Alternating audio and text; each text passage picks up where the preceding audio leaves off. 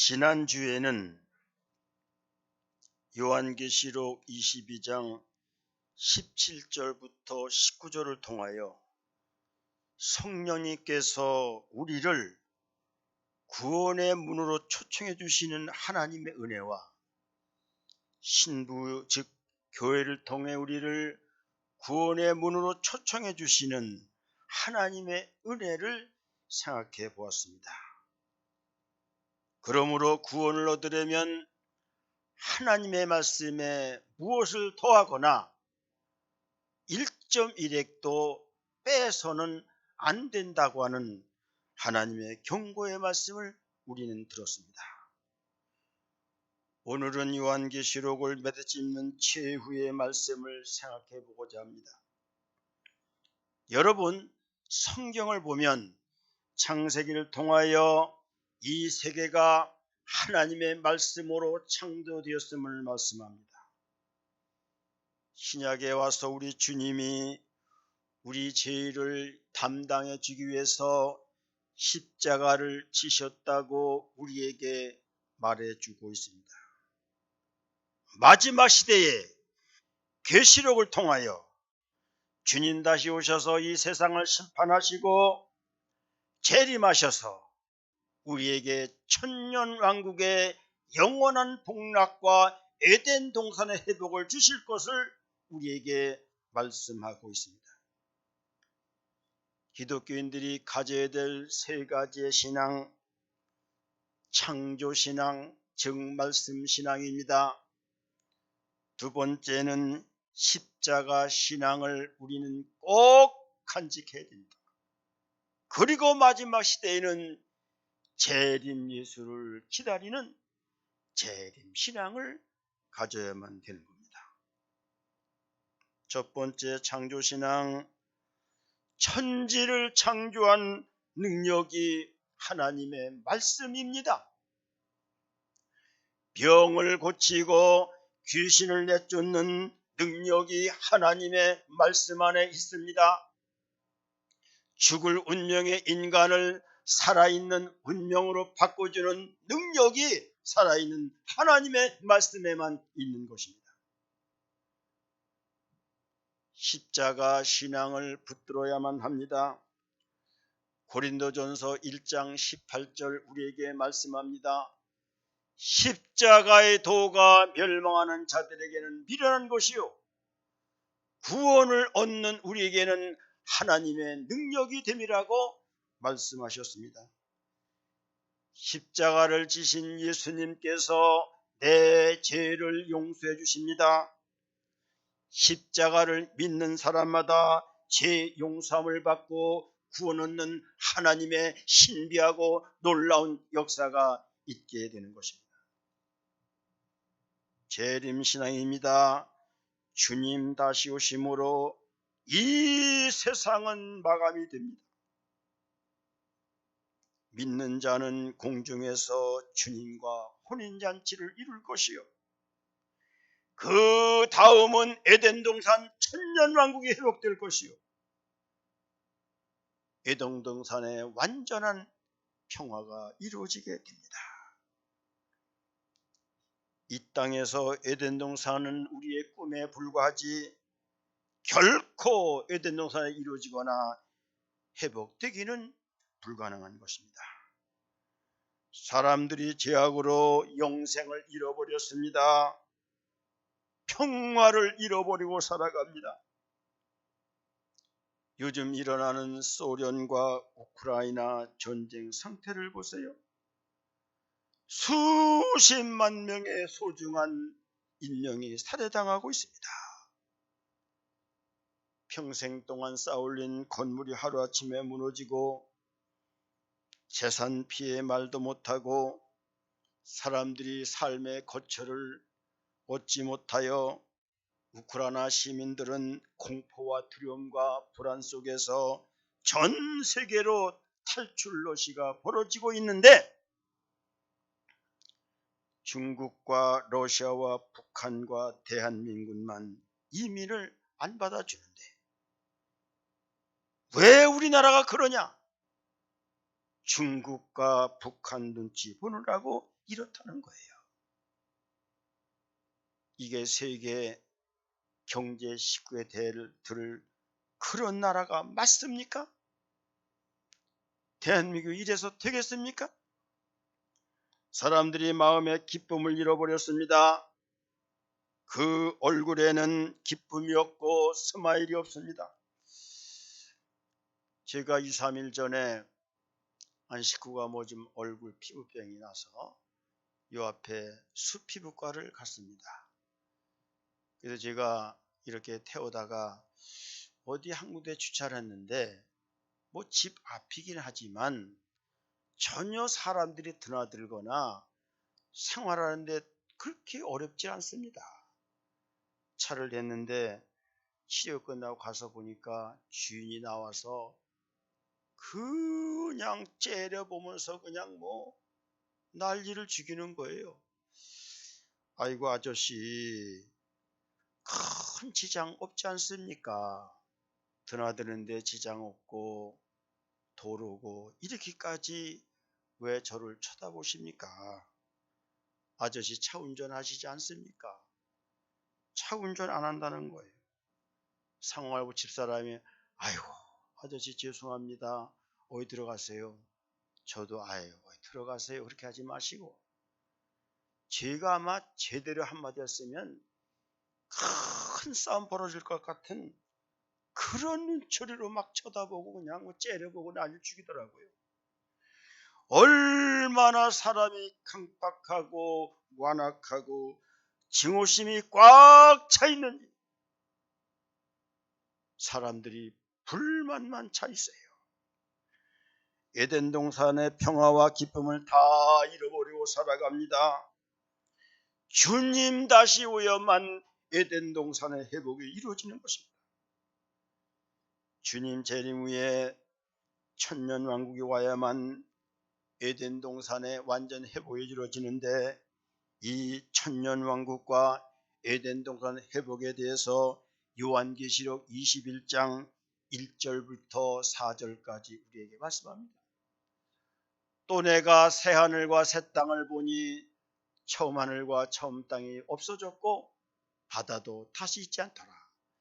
또 내가 보매 거룩한 성 새 예루살렘이 하나님께로부터 하늘에서 내려오니 그 준비한 것이 신부가 남편을 위하여 단장한 것 같더라. 내가 들으니 보좌에서 큰 음성이 나서 이르시되 보라 하나님의 장막이 사람들과 함께 있음에 하나님이 그들과 함께 계시리니 그들은 하나님의 백성이 되고 하나님은 친히 그들과 함께 계셔서 모든 눈물을 그 눈에서 닦아주시니 다시는 사망이 없고 애통하는 것이나 곡하는 것이나 아픈 것이 다시 있지 아니리니 처음 것들이 다 지나갔음이로라 말씀하셨습니다. 주님 오셔야 완전한 구원이 이루어지고 주님이 오셔야 완전한 평화가 이루어지는 거예요. 그러므로 마지막 시대에 우리들이 가져야 될 신앙, 창조신앙, 말씀신앙입니다. 십자가 신앙과 재림 신앙을 우리는 붙들고 살아가야 되는 겁니다. 성경의 맨 마지막 책 계시록의 맨 마지막 결론을 어떻게 말하고 있는가? 오늘 계시록 22장 20절 내가 진실로 속히 오리라. 이것들을 증언하시며 이르시되 내가 진실로 속히 오리라 하시거늘 아멘 주 예수여 어서 옵소서 이렇게 말씀했습니다. 계시록의 최후 결론 중에 첫째 내용 내가 진실로 속히 오리라. 주님 재림 임박했다는 것입니다. 속히 오리라는 단어는 에르코마인 단어인데 그 시제를 분석해 보면 I will come soon이라고 말하지 않았습니다. I am coming soon. 나는 지금 곧 오고 있는 중이다. 이렇게 표현했습니다. 주님 지금 오고 계시고 주님 지금 나타나고 계시다는 의미입니다. 우리 가운데 문을 열고 들어오고 계시다는 것입니다. 고린도전서 16장 22절을 보면 만일 누구든지 주를 사랑하지 아니하면 저주를 받을지어다. 우리 주여 어서 오시옵소서. 우리 주여 어서 오시옵소서. 마라나타 신앙인 것입니다. 이것을 개역개정에서는 주님께서 임하시느니라 이렇게 번역했는데 그 번역이 더 잘된 번역이라고 말을 하고 있는 것입니다. 이 재림 소망 재림학 시는 계시록의 최고의 정점을 이루어주는데 요한계시록 3장 11절에 보면 내가 속해 오리라. 거기도 I am coming soon. 나는 지금 곧 오고 있는 중이다. 그렇게 표현했습니다. 요한계시록 22장 7절과 12절과 20절 내가 속히 오리니 수없이 재림을 강조하고 있는 것입니다. 이 시대에 일어나는 모든 인도를 보고 요한계시록을 보고 다니엘을 보고 스가랴를 보면 지금 오시고 계시다는 이 하나님의 말씀 재림의 임박성이 너무너무 똑같게 나타나고 있다는 사실 우리는 알아야만 되는 것입니다. 특별히 2016년 후반 전 세계적으로 제4차 산업혁명의 급물결을 타면서 교회뿐만 아니라 교회 밖에서조차도 시대적으로 종말적으로 가깝다고 이렇게 아우성들을 치고 있습니다. 4차 산업혁명 후에 일어나는 대세계적인 격돌을 보면은 2025년도에는 대격변의 전환점이 될 것이고 2045년도에는 특이점이라고 하여 엄청난 변화가 예고되고 있다는 것입니다. 특히 레일 커즈와이라는 미래학자는 2045년에 포스트 휴먼 시대라고 해서 인간이 죽지 않는 시대가 도래한다고 예언하고 있습니다. 빌 마리스 구글 CEO는 그 시점이 되면 수명 500사가 연장과 영생 추구가 가능하다고 주장하고 있습니다. 유발 하랄이라고 하는 히브리 대학의 미래학자는 호모데우스라고 하여 2050년쯤은 신이 된 인간이 출현할 것이라고 예언한 바가 있습니다. 저명한 종말론 신학자인 안토니 후쿠만은 지금 이 시대를 상황적으로 재림이 임박한 시대라고 말했습니다. 여러분, 시간적 재림이 아니라 상황적 재림, 모든 성경을 돌아볼 때 세계 역사를 볼 때 상황적으로 재림이 임박한 시대라고 이렇게 보고 있는 것입니다. 조주신학자 루이스 벌고프는 지금 이 시대에는 재림이 일어날 모든 징조들이 다 이루어졌다고 말씀하고 있는 것입니다. 그렇습니다. 여러분, 지금 이 시대는 주님 속히 오리라고 하는 이 하나님의 말씀이 속히 모든 성경에 있는 것들이 그대로 이루어져 나가고 있는 시대에 살아가고 있습니다. 이때 우리는 어떻게 살아야 되는가? 분별력을 가져야 합니다. 재림의 확실성을 붙들어야만 됩니다. 믿음으로 재림을 주님하는 사람만이 다시 오실 주님을 맞게 되는 겁니다. 두 번째 마라나타 신앙 20절에 아멘 주 예수여 오시옵소서 이렇게 말씀하고 있습니다. 계시록의 두 번째 결론, 온 성도를 대표하여 사도 요한은 주 예수여 어서 오시옵소서 이렇게 고백을 하고 있는 것입니다. 주님 속히 오리라 하실 때 우리는 어찌 해야 될까요? 오늘 본문이 그 대답입니다. 아멘 주 예수여 오시옵소서 마라나타 신앙을 가져야 되는 겁니다. 이렇게 진심으로 고백할 수 있어야 되는 것입니다. 우리는 아멘으로 큰 소리 쳐야 됩니다. 아멘은 진실로 진정이라는 뜻입니다.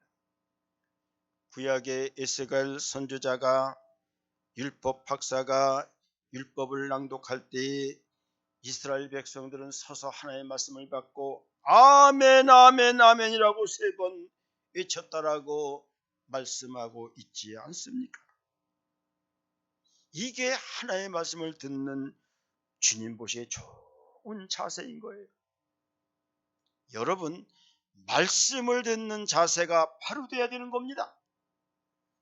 제가 노회장 때 신학교에 가서 설교를 했는데 거기는 말씀대로 성경을 읽을 때 다 일어서서 말씀을 듣고 아멘으로 화답을 하더라고요.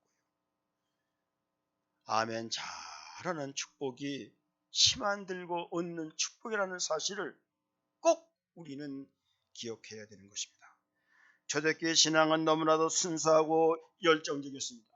우리의 순수하고 열정적인 신앙은 재림신앙으로 나타나야 되는 거예요. 성도 여러분, 사도행전 1장을 보세요. 예수님 승천 때 제자들은 예수님 승천하는 장면을 바라보면서 사도행전 1장 11절에 이렇게 말하고 있습니다.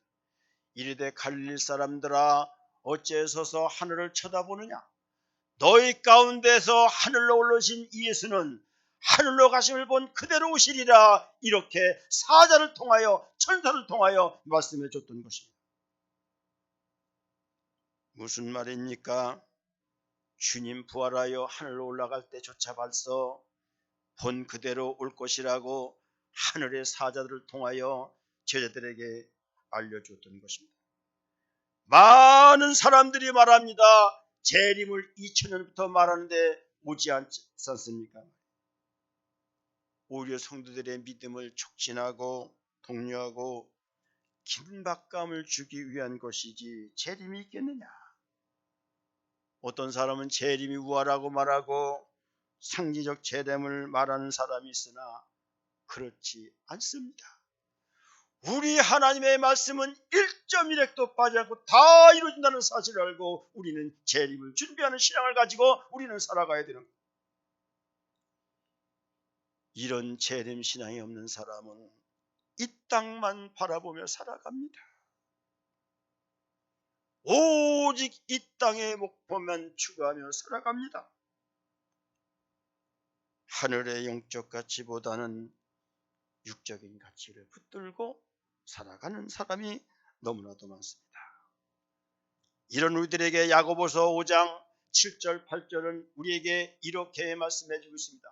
그러므로 형제들아 주께서 강림하시까지 길이 참으라. 보라 농부가 땅에서 나는 귀한 열매를 바라고 길이 참아 이른 뒤와 늦은 뒤를 기다리나니 너희도 같이 길이 참고 마음을 굳건하게 하라. 주의 강림이 가까우니. 주님 강림하시기까지 고통이 있지만 길이 참으라는 겁니다. 농부가 열매를 거두기 위하여 이른 뒤와 늦은 뒤를 기다린 것 같이 기다리라는 겁니다. 마음을 굳게 하고 마음을 변치 않고 마음이 흔들지 말고 굳건히 하고 기다려 참으라는 것입니다.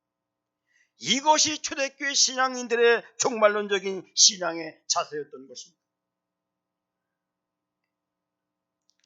감리교 창시자 요한 웨슬리의 동생 찰스 웨슬리라는 사람은 찬송가를 7,000편을 썼는데 그중 5,000곡이 재림 내용을 담았다는 내용이 알려지고 있습니다. 얼마나 재림을 사모했으면 그것은 모든 찬송가 중 재림 내용을 담았을까? 1차 대전쯤 독일의 어느 시골 목사님이 계셨는데 불름 하르트라는 분입니다. 교회의 종말론을 잘 고치시기 위해서 그분은 집마당에다가 마차를 늘 대기를 시키고 있었다는 것입니다. 사람들이 물으면 언제든지 주님 재림하시면 달려나가 영접하기 위해서 이렇게 마차를 준비시켜 놓고 있습니다. 이렇게 대답했다는 거예요. 주님의 재림을 기다리는 성도의 마음 자세인 것입니다. 한국교회 손양원 목사님은 주님 고대가라는 재림 찬송을 지어서 불렀는데 이런 내용이 있습니다. 낮에나 밤에나 눈물 머금고 내 주님 오시기만 고대합니다. 먼 하늘 이상한 구름만 떠도 행여나 주님 오시기나 생각하면서 바라본다고 했습니다. 위대한 신앙은, 진실한 신앙은 다시 오실 주님을 바라보는 거예요. 여러분, 주님의 재림을 얼마나 기다리십니까? 주님 재림을 기다리지 않는 분들이 너무나 많은 것 같아요. 세상 좋으니까, 이 세상에서 누리는 쾌락이 다인 줄 알지만 이 세상의 모든 즐거움과 쾌락은 잠깐이고 주님 나라만이 영원한 것입니다. 육체적인 소욕은 물거품에 불과합니다. 재림 위에 우리에게 주실 하나님의 영광, 천국이 만족이요 즐거움이요 기쁨이요 영원한 평화요 영원한 안식이요 영원한 소망인 것입니다.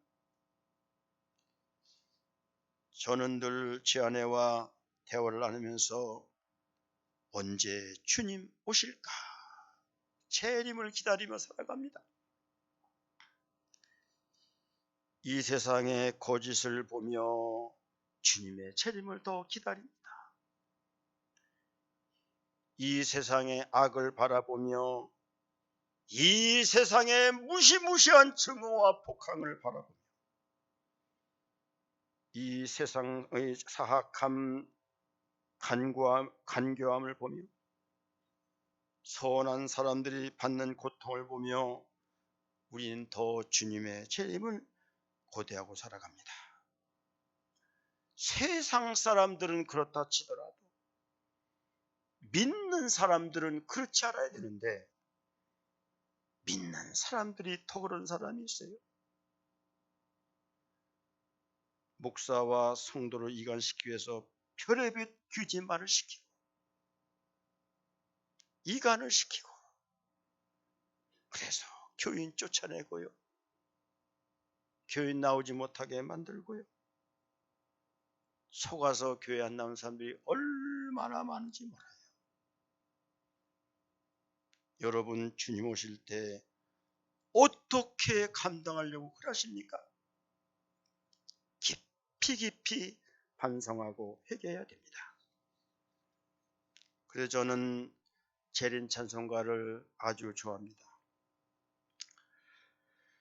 주님 다시 오실 때까지 나는 이 길을 가리라.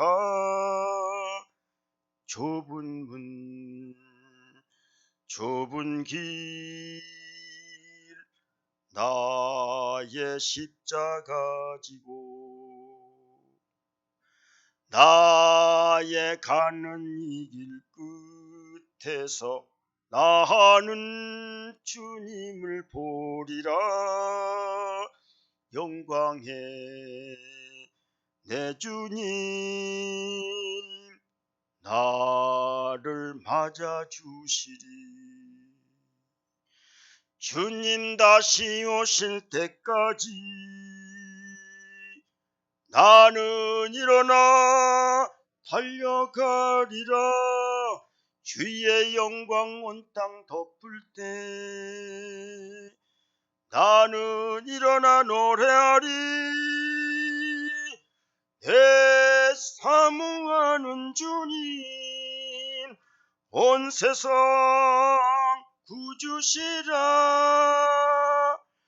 내 사모하는 주님 영광의 왕이시라.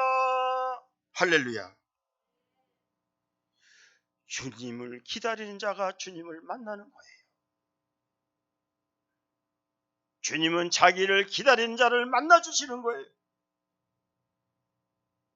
주님 만나주시 못하면 우리는 끝장나는 겁니다.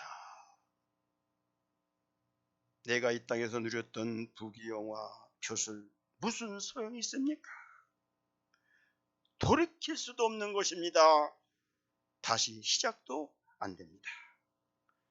성경에 보면 10처녀 중 지혜로운 5처녀만 등에 기름을 준비하고 기다리다가 우리 주님을 만나지 않았습니까? 2달란트나 5달란트 가진 자만이 땀을 흘리며 주님 위에 봉사하다가 주님 만났을 때 착하고 충성된 종아 내가 잘하였도다. 주인의 즐거움에 참여할지어다. 주님이 축복하시지 않았습니까? 우리는 절대 염소가 되어서는 안 됩니다. 양같이 부드럽고 순종하는 자들이 되어야 됩니다. 가능하면 내가 가지고 있는 것 베풀고 살고 불쌍히 여기는 마음으로 우리는 살아야만 됩니다.